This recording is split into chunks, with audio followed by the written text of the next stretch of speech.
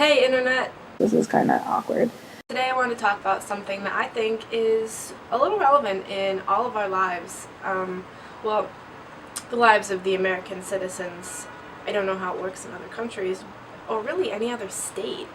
I'm talking about college. College, the idea that they force into your brain in the education system and make you feel like you have to do that thing, college, you don't have to.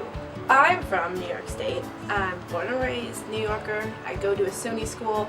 SUNY, I believe, stands for State University, New York. I've grown up my entire life with the New York education system, which is one of the top education systems in the country, I guess. That is literally just political speak for you're gonna hate school a lot more than the rest of them. Lots of tests. Lots of standardized tests. I mean, I know other states, I think, have Regents exams, but we have the Regents exams. I failed my geometry Regents when I was in the 10th grade, and I had to go to summer school, and it was 103 out one day when I was walking. I hated it. Those tests are hard. Your SAT scores, all that shit is hard, and it's sad to say that it does matter. I'm not gonna lie, I graduated high school with a GPA of 2.7, and SAT scores that were quite low. I still got into this school, and it amazes me how. But the fact is, they kind of drill it into your head, this idea that if you do well, you will succeed in life. And I guess that makes sense, but to break it down, what they're saying is if you get straight A's in school and do good in school, you will do good in life. That's not necessarily true though. A lot of the kids I went to high school with, I feel like, were kids that partied every weekend and still got straight A's. Well, what does that give the impression of? That you can have all the fun in the world as long as at the end of the day, you're just making the cut?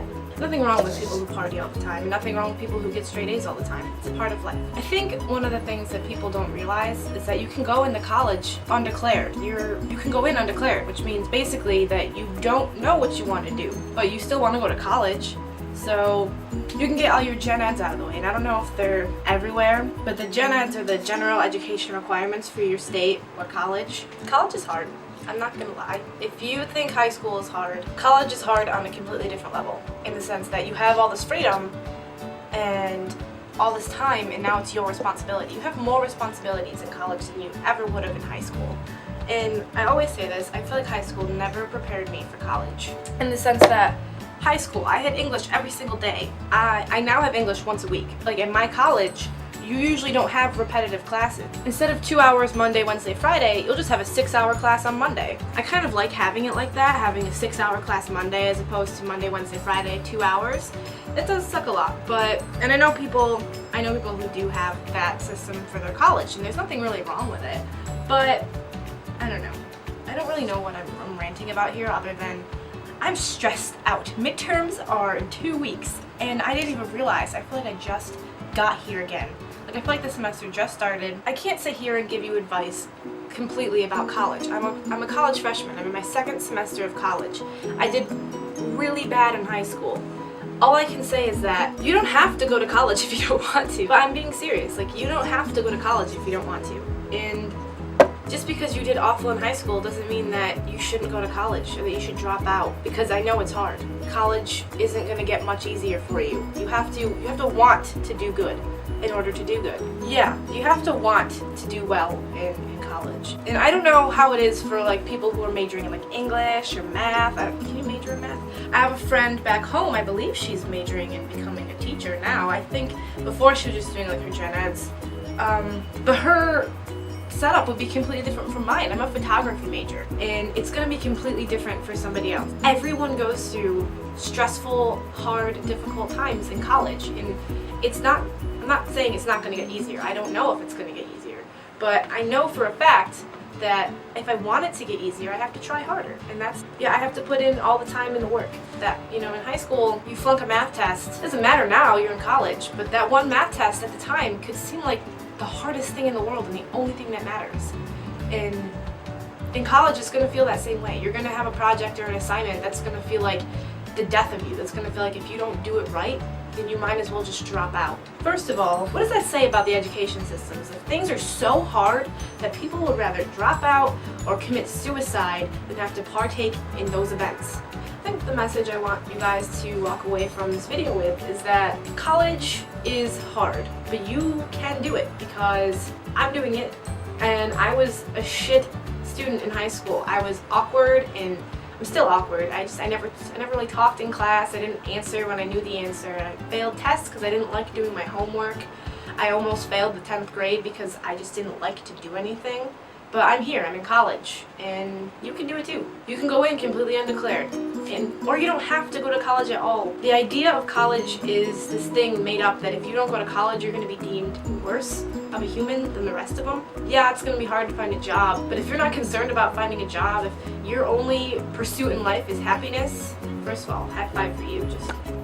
My camera battery died yesterday while I was filming, so I kind of just was like, I have an extra battery, didn't feel like replacing it, so it's a new day, continuing the video. Another thing I really wanted to mention, going away to college and being away from home at college, that's how it is for me. I go away to college, so on top of all your stress and everything, you've got midterms in 2 weeks, just all the things, homework, everything, the weight of the world crashing down on you, student loans, you don't have a job or you do have a job, you have a car payment or you don't have a car payment, phone bill, Netflix. So many things are happening in your life, and then on top of it all, you're away from home. You don't have your friends, you don't have your people, and it's awful. You miss a lot. Well, I miss a lot anyway. I feel like it's not the worst thing in the world being away from home in the midst of your life. It's fun. I love being in Manhattan. I'm only 5 hours away from home. It's just it gets hard sometimes, you know? You miss things. You miss a lot of things that happen. It's hard, especially because your friends miss things that happen with you, with your life. Going away to college is a fantastic experience, and I don't regret it one bit. There were moments last semester when I was like, you know, I think I might transfer somewhere closer to home. I love Manhattan, I love New York. I don't know, it depends when you go away to school. You might love it or hate it, you know. Some people go away and they realize the first week that they hate it, or not that they hate it, maybe they love it, but it's not for them. Or maybe they realize it's too hard being away from your friends and family and everyone you've grown up with. I grew up in the same house on the same street my whole life. Obviously the house and the street were still, you know, joined. I've had some of the same friends since preschool.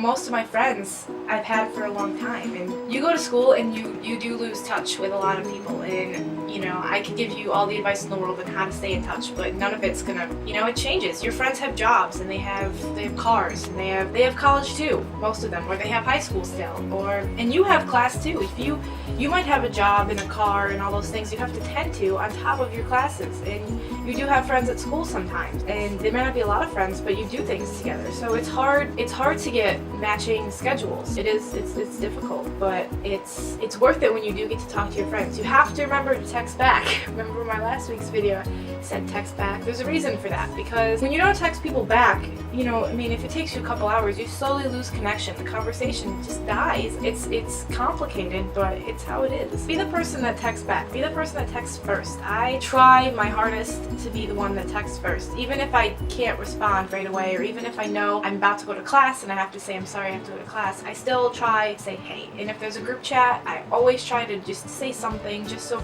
you know, just it helps. It works, because, you know, you don't want, you know, 3 weeks to pass and your friends call and you say, hey, where have you been? I haven't heard from you. At least send a haha in the group chat, or at least Snapchat a picture. I Snapchat all the time. I think FaceTime is one of the biggest assets you can have. I FaceTimed with my friend for like 6 hours a couple weeks ago, and it was great.